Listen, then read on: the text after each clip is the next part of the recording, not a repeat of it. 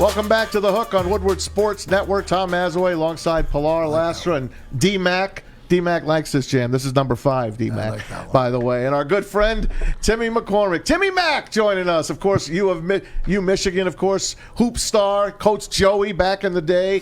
And, of course, on Bally, Sports Detroit, Pistons analyst, and big basketball guy. Timmy Mac, thanks for coming on. What'd you think of the Bucks winning it all? I was happy. I'm close with several of their players, and I think they've got great character. How can you not love the story about Giannis and what a great player he is? How far he's come along. I was laughing. I thought it was hilarious when they asked him after Game 2 about the fact that he left after 4 minutes and they changed their rotation pattern, and then he played the rest of the quarter. And, that happened next Game 2. Was that to get him more rest or get out to a quicker start? And his words, he said, "I had to tinkle." I loved him.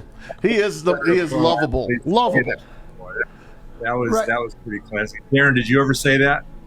No, he just peed in his pants. Yeah, no, hockey players are more savage than that. Superstitious, but no, they wouldn't use. See, that's the thing is he knew the audience he's playing to. We don't have that much class. But my question to you is, what about Giannis's performance in a closing out game? 50 points, 15 rebounds, 5 blocks, and anybody who watched it, you knew exactly how dominant he was on the floor. But what does that say to Tim McCormick? What did he see last night in that closing performance? 50 points. I had 50 points once. I think it was the month of January. No, he's just fun, and he's so aggressive. And I can remember throughout his career, there were times people would say, well, he can't really sustain that kind of effort for a whole game. He can't make his free throws. He's not a perimeter threat. Like, it all has come together for him. And he willed his team. He gave everybody confidence. What a physical specimen to weigh 255 pounds, to have a 30-inch waist. He's the perfect specimen of a man. The way he runs and jumps. And it's just not even fair when you combine those physical attributes with the fact that he just plays hard every single minute of every single game. And then also, Chris Middleton's tough. That guy is a beautiful shooter, and I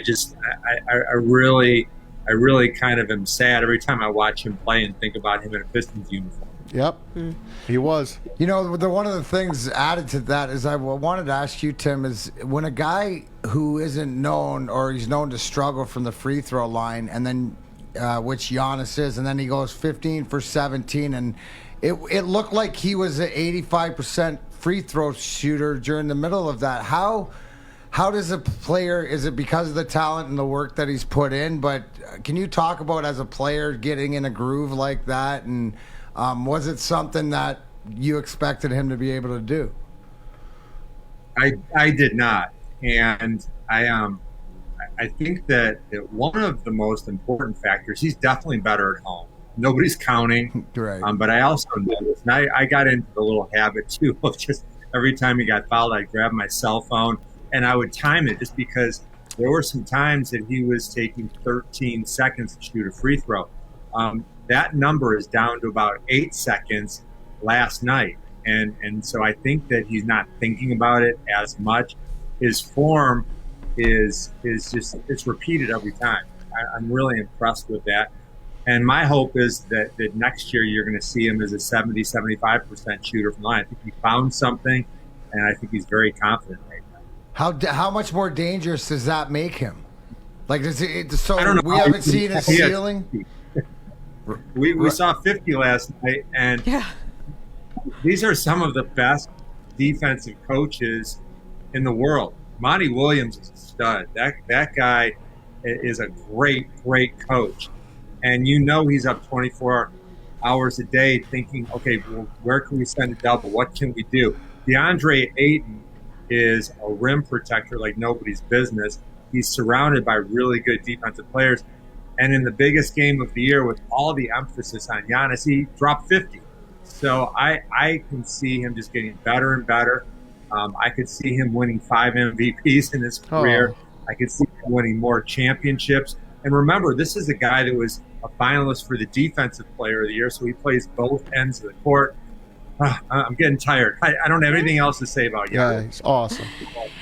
Tim, overall, I mean, we could very easily say that this wasn't the sexiest matchup that everybody's used to seeing for the NBA championships, but it turned out to be a very exciting tournament. I mean, whether you were cheering for Chris Paul or you were cheering for Giannis, both players that you wanted to win a championship, what do you think that this does to the NBA now, not having a super team in there, but yet it turned out to be a really fun tournament to watch? Yeah, you nailed it, Pilar, by saying that the super team did not win it. I don't love that narrative of just going out and signing all the best players. Phoenix and Milwaukee are two of the smaller markets, and the fact that Milwaukee did it the right way, I think it should give Detroit a lot of hope too. I enjoyed it. The fans clearly enjoyed it because the TV rating spiked from last year, and I think it sends a really good message.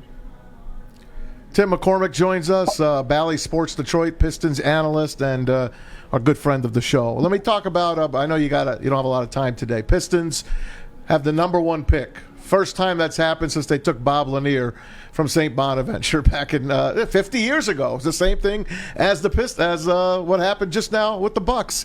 Cade Cunningham, he was here the other night, and the Tiger fans applauded him. They found him, they loved him.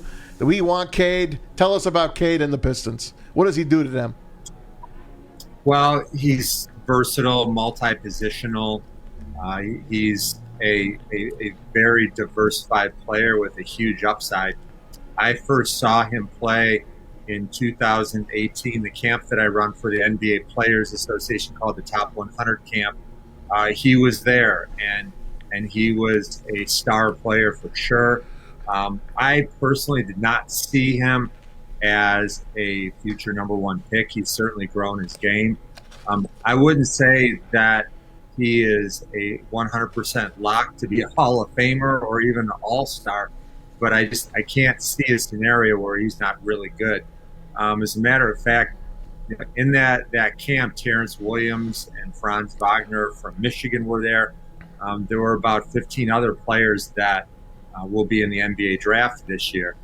And I would say that Cade was near the top of the list, but I didn't pick him as a number 1 guy.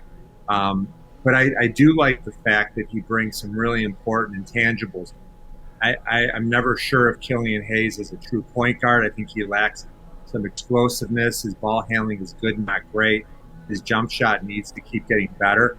But the strengths of Cade Cunningham complement Killian Hayes a great deal. He's that new age modern wing player that can dribble, pass, shoot.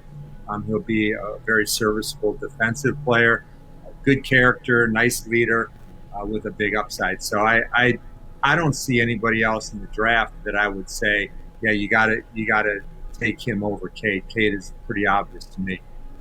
Yeah, we can keep you on forever, but I know you're busy, Timmy. We'll get you on again. We appreciate you as always. Tim McCormick. Yeah. Thanks, buddy. Thanks, guys. Bye-bye. All Bye. right. Thanks so much for coming on. Man, I want to just keep talking to him, man. I wanted to ask him about Chris Paul, maybe going to the Lakers. There's another freaking super team over there. But you heard what he says. So much. He doesn't like super teams. And I don't think a lot of people do. I would say he's right. I mean, the TV ratings show it. Hey, it's Maz for Legacy Partners Insurance. You need insurance, they've got insurance. LegacyPartnersINS.com /Woodward Sports.